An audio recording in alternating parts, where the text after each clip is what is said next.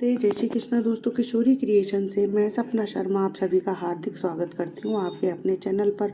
दोस्तों, आज के वीडियो में मैं आपके लिए ज्येष्ठ मास महात्म्य के अध्याय 16 की कथा, जिसमें हम गंगा अवतरण के और कथा के वृत्तांत के बारे में जानेंगे। इससे पहले के ज्येष्ठ मास महात्म्य के 15 अध्याय के वीडियो जो है मैंने मेरे चैनल पर डाले हुए हैं। आप उनको मेरे चैनल पर जाकर देख भी सकते हैं और श्रवण भी कर सकते हैं। ज्येष्ठ मास महात्म्य को सुनने के लिए ब्रह्म मुहूर्त में उठ करके स्नान आदि करके स्वच्छ वस्त्र पहन करके श्री हरि विष्णु की धूप दीप गंध फूल माला अक्षत चंदन से पूजा अर्चना करनी चाहिए। फिर ज्येष्ठ मास महात्म्य का नित्य प्रति जो है एक अध्याय सुनना चाहिए। मैं आज आपको ज्येष्ठ मास महात्म्य का 16वां अध्याय सुनाऊंगी। उससे पहले हमने 15वें अध्याय में जाना। इससे पहले स्कंद जी ने कपिल मुनि ने राजा स्कंद जी से पूछा कि हे मुनियो, आप कौन है और कहाँ से आए। स्कंद जी जो है राजा सगर के दुख का कारण कपिल मुनि को बताते हैं। तब कपिल मुनि कहते हैं राजा इंद्र की धृष्टता है। राजा इंद्र ने जो है घोड़े का हरण करके और यहाँ पाताल लोक में छुपा दिया था। कपिल मुनि जो है इंद्र की धृष्टता के लिए उसे श्राप देते हैं और राजा सगर को जो है वरदान देते हुए कहते हैं हमारे पुत्र होगा एक, और उसकी पुत्री का पुत्र जो है वीर सत्यवान पराक्रमी वीर होगा, जो अपने पितरों के उद्धार के लिए गंगा जी को जो है स्वर्ग से पृथ्वी पर लेकर के आएगा। तुम्हारे सभी पुत्र जो है जीवधारियों के साथ में वैकुंठ लोक को प्राप्त हो जाएंगे। ये की कथा जो है हम 16वें अध्याय में सुनेंगे। 16वें अध्याय में हम गंगा अवतरण के और कथा वृत्तांत के बारे में जानेंगे। जी बोले कि हे विप्रो, इसके पश्चात राजा भगीरथ निष्कंटक राज्य कर अपने पूर्व पितरों के समाचार सुनकर अत्यंत उदासीन हो गए। समस्त राज्य तथा कोष को अपने पिता महाराजा सगर के अधीन कर उनकी आज्ञा लेकर दारुण तप करने के निमित्त तपोवन को चले गए। शिव जी को प्रसन्न करने के लिए निराहार रहकर स्थिर चित्त से पंचाक्षरी विद्या ओम नमः शिवाय का जप करने लगे। 10 वर्ष तक दिन रात एक पैर पर स्थित रहकर जल मात्र आहार लेकर के तथा वायु पीकर तप करने लगे। इस प्रकार तप करते हुए जब राजा भगीरथ को बहुत समय बीत गया तो वत्सल श्री शिव जी महाराज स्वयं वहां आकर प्रकट हुए। भागीरथ की भक्ति के वशीभूत होकर जब वर देने के लिए श्री शिव जी महाराज स्वयं वहां पर आए। राजा भगीरथ ने शिव जी को देखकर प्रणाम करके उच्च स्वर से मधुर वचन बोले।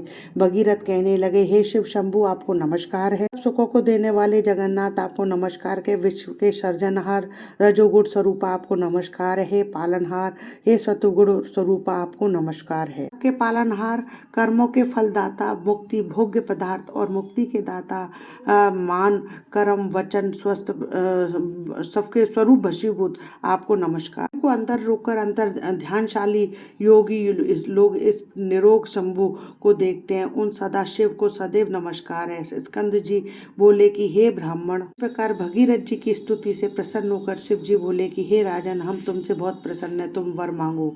ऐसा सुनकर राजा भगीरथ बोले कि हे शिव, आप मुझ पर प्रसन्न हो तो मुझको आप दृढ़ भक्ति प्रदान करें और पितरों की विशुद्ध भूमि के लिए सिद्ध प्रदा गंगा जी को लाइए। जी कहने लगे कि हे राजन, वह गंगा स्वर्ग में वास करती है। गंगा जी को यहाँ लाने की हम में सामर्थ्य नहीं है। त्रैलोक से वंदना किए जाने वाले श्री विष्णु भगवान की तुम वंदना करो। उपाय से श्री विष्णु भगवान तुम पर प्रसन्न हो, वही उपाय करो, वह प्रसन्न होकर स्वयं तुम्हारे पास चले आएंगे।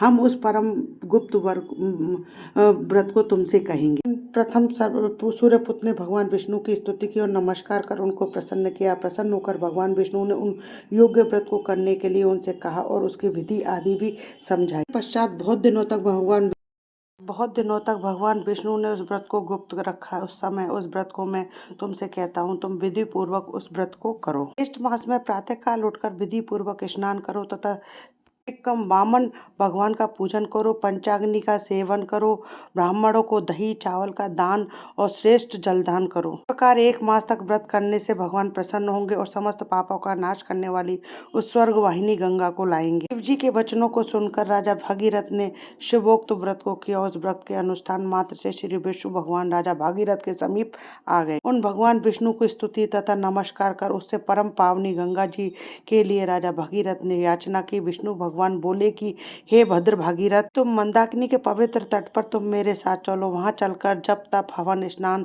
द्विज तर्पण ब्राह्मणों को भोजन भक्ति युक्त चित्त से अनुरत करो। भगवान विष्णु के वचनों को प्रमाण मानकर राजा भगीरथ ने विष्णु भगवान के साथ मंदाकिनी के सुंदर तट भाग में स्थित होकर विष्णु भगवान के कहे हुए व्रत का परम भक्ति से अनुष्ठान किया। सदविरा गंगा जी प्रसन्न हो गई और राजा भगीरथ के सामने सुंदर नेत्रों वाली रूपी उस प्रकट हो गई और यही त्रिपथा गंगा है। जानकर भगीरथ ने उनकी स्तुति की और मंदाकिनी प्रसन्न होकर बोली कि हे राजन, तुम मुझसे वर मांगो। मैं तेरे ऐसे वचन सुनकर राजा भगीरथ बोले कि हे भद्रे, साथ पृथ्वी पर पितरों की मुक्ति के लिए चलिए। भगीरथ को तथास्तु कहकर गंगा जी उसके साथ पृथ्वी तल को गई। उनके दिन प्रकट होकर दशमी के दिन प्रवाह रूप हो गई और लोगों को पवित्र करने के लिए पृथ्वी पर अवतीर्ण हुई। इसके पश्चात भगीरथ ने गंगा जी के दिव्य जल से अपने पितरों को प्लावित किया।